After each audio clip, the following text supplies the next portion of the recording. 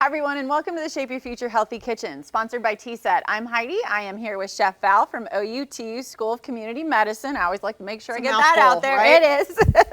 So what are we doing today? So we're making green chili, like a green chili stew. It's green chili because we're putting green chilies in it. Okay, got it. All right, so this is really extremely easy because we're not, well, you do have to chop some vegetables, but you don't have to cook anything in, what am I trying to say, in waves. Right. So we're just gonna go ahead like a one pot kind Yes, of thing. it is a one pot. So onions are going straight in, some poblano peppers, one of our green chilies. One of our green items Yes. going in the green chili. Okay, we're breaking away from the green for some carrots here, little sweetness. And again, this is just a great way to get those vegetables added into your diet. Right. And this is some canned green chili. So we just got the mild green chilies. So you can add your temperature based on what you're comfortable with if you wanted. Chopped jalapenos in there if you wanted to.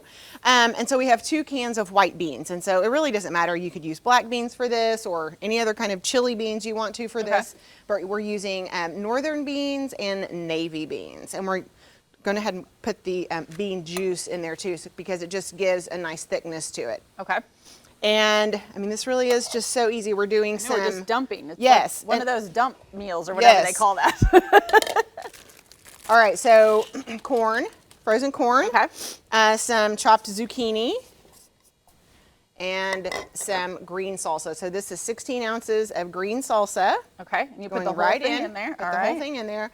And if I was at home, I would rinse this out with a little bit of water, not waste a single drop of flavor. Which is always good. Yes, and then we have some oregano, cumin, salt, pepper. You could put some chili powder in there. And then the stock, you'll just have to see how much you actually end up needing, but that's a couple of cups of stock right there. Okay. And this just all gets stirred together and cooked probably 30 minutes or so just to make sure everything is tender. And if you didn't want your zucchini to be quite so tender, you could add it at the very end. That's what we do at our house. Oh, okay. So it stays a little bit with the crisp or crunch, I guess, for lack of a better description. I just don't like it when it gets really, really soft, but if it doesn't bother you, no problem. Okay. So you're simmering it for like about 30 minutes, you said. Yeah. And is it something that, like, say, I mean, obviously you could cut the vegetables ahead of time. Is there an option like you could buy frozen, or it is better to be fresh? No, absolutely. So a couple of times on the segment, we've used those bags of vegetable seasoning that you get in the frozen section. That's excellent because they have bell peppers, what are those like called? The onions, garlic, celery. So you could do that if you just didn't have the time, but you want to have a good meal for your family before you're heading off to whatever. Yeah, and so I think you actually could put this on a crock pot setting, on low. I wouldn't do it for 12 hours, you know, a few hours at the very, very most.